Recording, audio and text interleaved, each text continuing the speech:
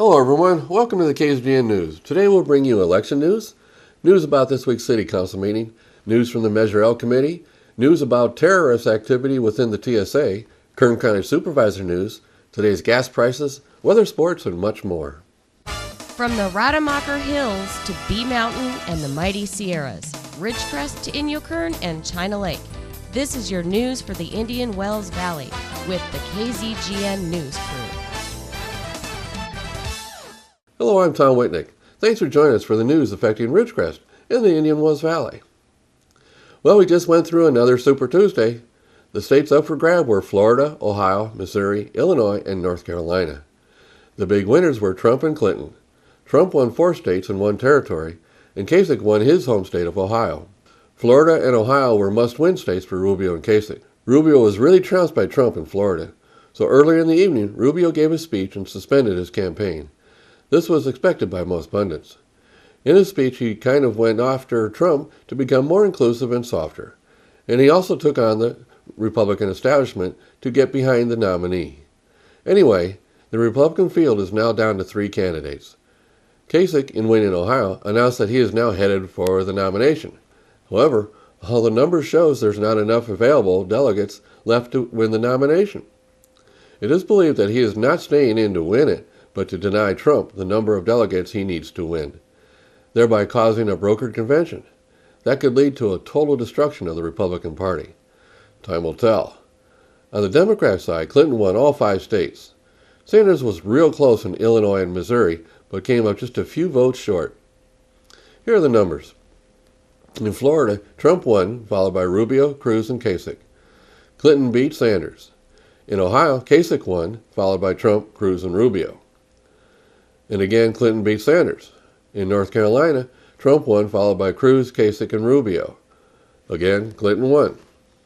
In Illinois, Trump won, followed by Cruz, Rubio, and Kasich. Again, Clinton won for the Democrats. And finally, we come to Missouri. Here, both races are so close, there will likely be a recount for both sides. Currently, the numbers show Trump winning with 40.8% of the vote, followed by Cruz with 40.6% of the vote. They are separated by only 1,726 votes. On the Democrat side, Clinton leads with 49.6% of the vote. Sanders follows with 49.4% of the vote. They are separated by only 1,531 votes. 99% of the precincts are reporting. So now the real meat of the night. How about the delegates?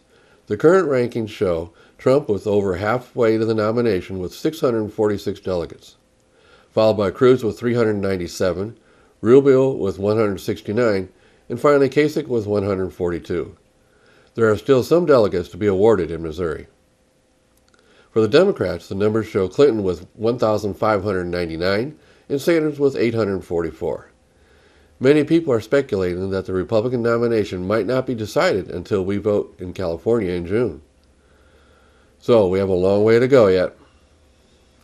What's next, you may wonder? Well, next Tuesday, March 22nd, we have Republican elections in American Samoa, Utah, and Arizona. There are 107 delegates available. For the Democrats, we have elections in Idaho, Utah, and Arizona. There are 131 delegates available there. In news from Washington, Wednesday morning, President Obama nominated Merrick Garland for the U.S. Supreme Court. Settling for a centrist candidate with decades of judicial experience, President Barack Obama nominated Merrick Garland, a federal appeals judge in Washington, D.C., to the Supreme Court. This is for a seat left vacant by the death of Justice Antonin Scalia. Already, Republicans have generally stated that his nomination will not be taken up until after this fall's presidential elections. He is generally seen as a moderate. Already some comments have surfaced concerning his position on the Second Amendment and other issues important to conservatives. Already Senate Majority Leader McConnell has provided a brief statement that the Senate will not likely take up the nomination. He stated that other Democrats have blocked last year's Republican appointments in the past for the same reasons, citing that the people need to be involved in the approval process. That means letting the people elect a new president this fall, who will then have the responsibility to nominate another judge for the Senate confirmation. And supporters of the president's nomination have also taken to the airwaves, challenging the Republicans on their desire to hold the hearings until next election is over. One huge problem has already come out, It's being reported that Garland does not believe the Second Amendment is an individual right, which is the current Supreme Court ruling. So if the anti-gun position is correct, a true battle is in the future. There is no way conservatives would ever agree to an anti-gun judge. Some pundits are now pointing to how important this election are going to be, to keep the Supreme Court as a constitutionally based court versus an activist court. Republicans in Congress need to maintain their majorities, and Republicans need to win the White House. So this runs into the battle for Congress and the White House, and will probably be key campaign points being used by both sides. Don't forget, the Ridgecrest City Council meeting is Wednesday evening for their regular council meeting. It'll be at 6 o'clock at City Hall. You still have time to make it down there right after the news. Now with an update on the Measure L Committee, again, as most of you know, the people of Ridgecrest passed a small local sales tax about 4 years ago. The main purpose of the tax was to have the funds to go to roads and public safety. Currently, the tax is providing about $1.3 million per year to the city. They have used the funds for road repairs and up to 15 police officers. The police department has 32 sworn officer positions. The tax also has a sunset clause of 5 years. So the tax could expire next year if not approved again by the people. The Measure L Committee discussed this prospect last Monday. City Manager Dennis Spear is planning on recommending to the council to put the renewal initiative on the November ballot. While it really doesn't have to go to the people before next June, holding a renewal election early would give the council time to budget with that knowledge, as well as regroup and possibly put it up for another election next June. Currently, the committee is preparing to provide the public the next annual report of funds spent. It was also announced that another committee member has resigned. John Milan provided his resignation last week. So, there is yet another opening on the committee. If anyone is interested in sitting on the committee, contact Rachel Ford, the city clerk. You can submit an application for the position. The only requirement for the position is to be a registered voter in the city of Ridgecrest. County residents are not eligible to serve on city positions. So, if you're interested, submit your application now. Now stay with us. After the break, we'll talk about airport security.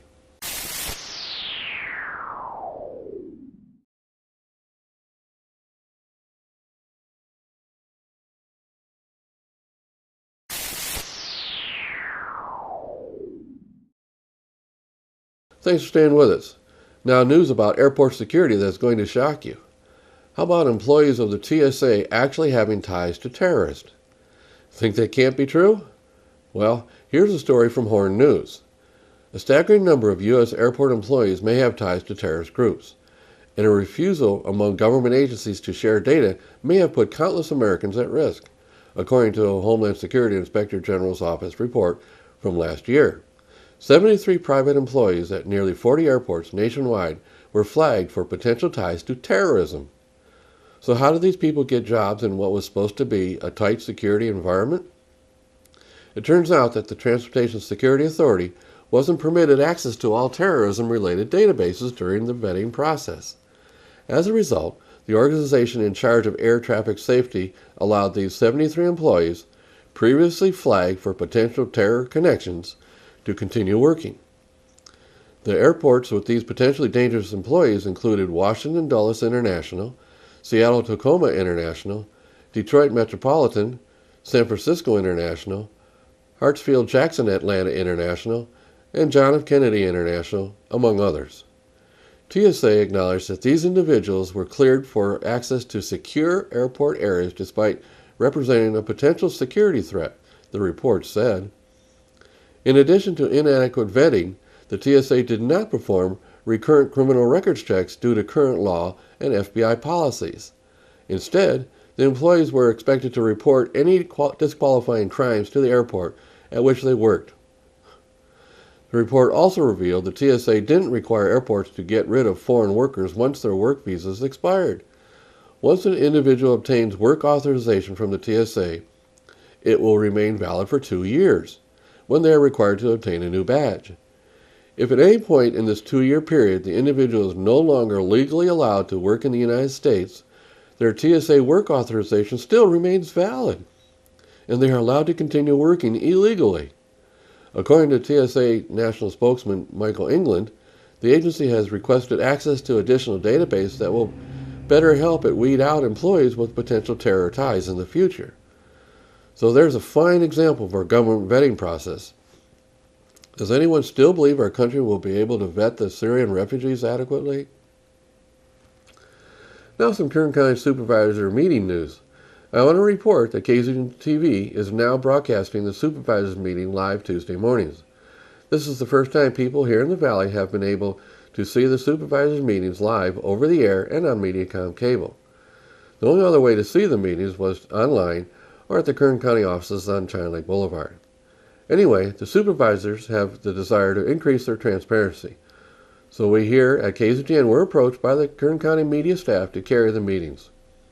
We agreed to do that. They have helped us set up the necessary equipment to broadcast it here. So our plan is to broadcast their meetings live every Tuesday morning at 9 a.m. So tell your friends and neighbors, even those that only have satellite TV. Let them know that if they just put up a little outside antenna for their TV, they would be able to easily switch their TV over to watch KZGN's 3 TV channels when they want to.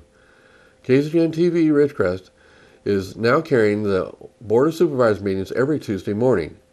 KZGN-TV is live over the air on channels 21.1, 21.2, and 21.3. KZGN-TV is also on Mediacom cable channels 21, 322, 323, and 521. And KZGN is the place to see live Kern County Supervisors regular meetings every Tuesday morning, when they have a meeting, of course. So, join us Tuesday mornings for their meeting. Now back to the presidential campaigns and last week's disturbance causing the cancellation of a Trump rally in Chicago. New evidence has surfaced of an organized effort by left-wing groups to stop Trump at any cost. The violent protesters that invaded and shut down a Chicago rally claimed they were just concerned students acting out against racism. But new information reveals the organizations behind these anti-Trump rallies aren't just bored college kids. Trump has asserted that the Chicago protest was a professionally staged, planned attack, and it looks like he was correct. According to multiple reports, liberal organization MoveOn.org, which had previously endorsed socialist Vermont Senator Bernie Sanders for president, supplied material support and planning assistance to leaders of the anti-Trump mob. The support included signs and organizational emails that included information and plans. MoveOn.org and Sanders supporters weren't the only groups behind the violence. According to a report by Fox News, Black Lives Matter and anti-Trump unions have also played a key role in these demonstrations.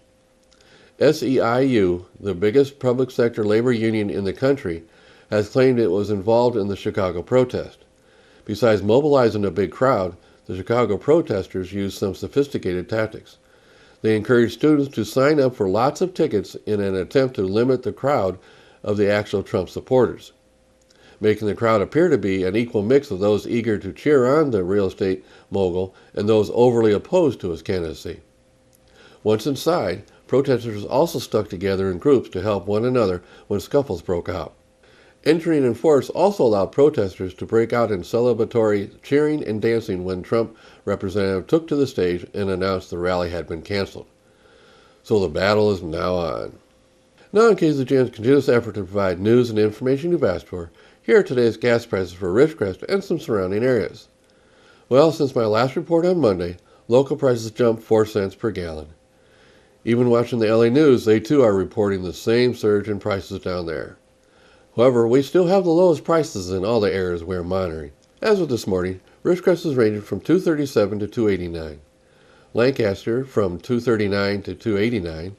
The LA Valley area $2.47 to $2.75. And the Bishop area $2.60 to $2.79. We have 3 stations at $2.37 per gallon. Tune in Mondays, Wednesdays, and Fridays for updates. We at KZGN always suggest you shop locally to support our local economy. Remember, when you pay sales tax out of town, you are helping those cities pave their streets instead of here. Now stay with us for weather and sports when we come back.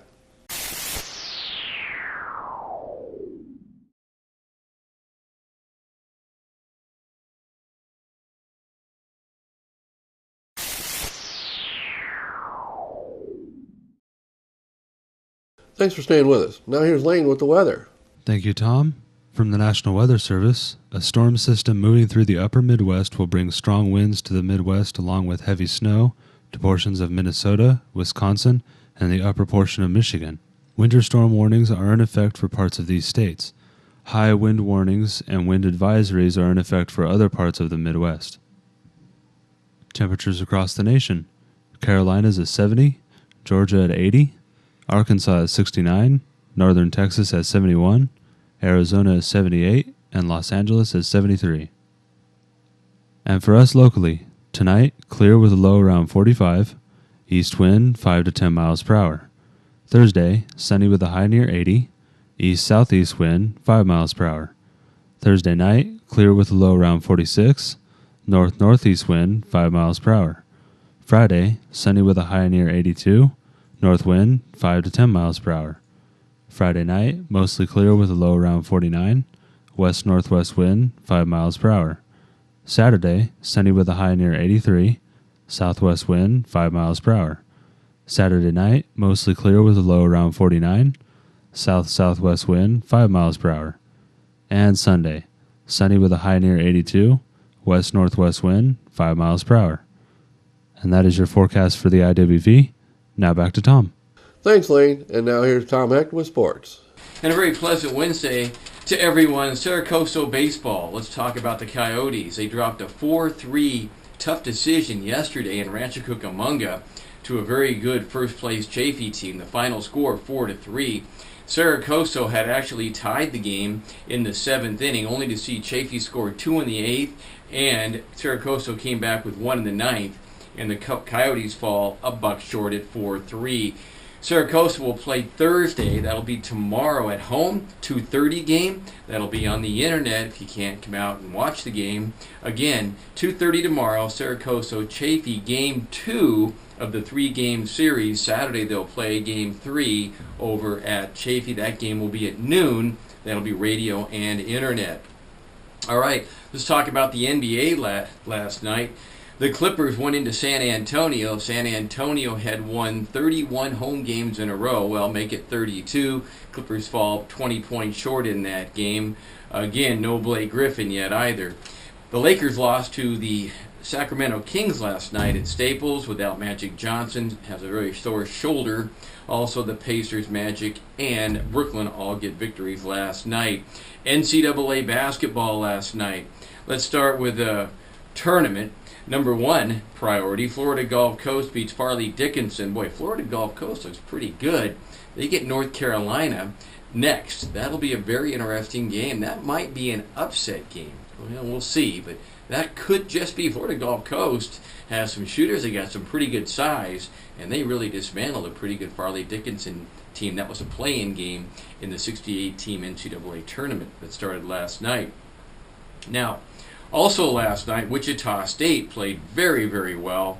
They get a victory. They had a play-in game also. They had to play Vanderbilt, and they beat the Commodores fairly easily last night in Akron. Okay, in the NIT, the National Invitation Tournament, which is actually one of the oldest tournaments in America. That's kind of for the teams that didn't make the NCAA tournament that are good teams. San Diego State, South Carolina get wins. Florida State, Ohio State get wins. Florida Valparaiso, and St. Mary's defeats New Mexico State last night. And probably the best game of the night, NIT, Long Beach State lost a heartbreaker 105-102 up in Washington against the Huskies from the Pac-12. All right, let's talk a little bit about the NCAA tournament. Hopefully you have your brackets like I do. Some intriguing teams to watch. Kansas, probably the team that most favored to win it, although I think this year anybody could really win it. They're number 1 in the South. In the West, Oregon is number 1. Boy, they just started playing great basketball in January. They're 28-6. They won the Pac-12 tournament.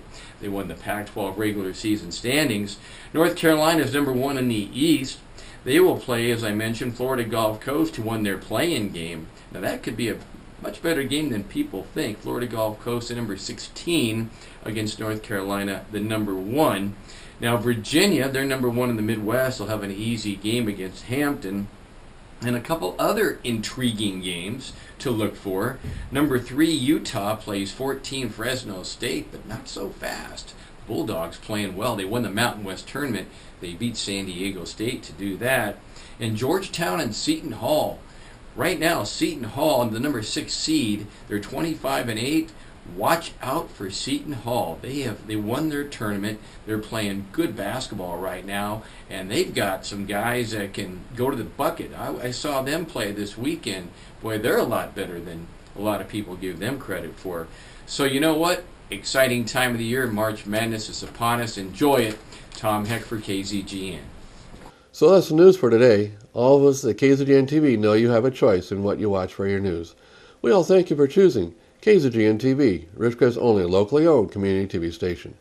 And remember, join us Tuesday mornings for the Kern County Supervisor meetings at 9 a.m. Now, stay tuned for Ridgecrest Talk coming up next.